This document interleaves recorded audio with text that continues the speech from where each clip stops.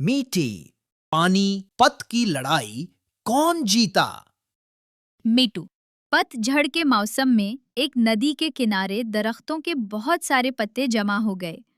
जब हवा चलती तो ये पात उड़ते फिरते और खूब शोखियां करते। खामोशी से बहने वाली नदी के पानी को छेड़ते और उसे ताने देते कि तुम नीचे पस्ती में हो, जबकि हम बुलंदी पर खूब मजे ले रहे हैं।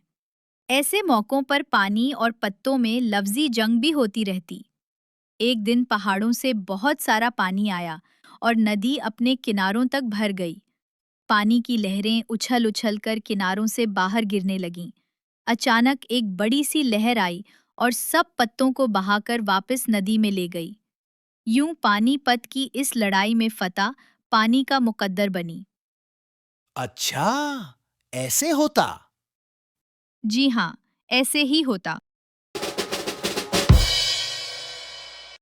मीठो एंड मीठी की करारी बातें सुनने के लिए हमारे चैनल को लाइक सब्सक्राइब और शेयर करें।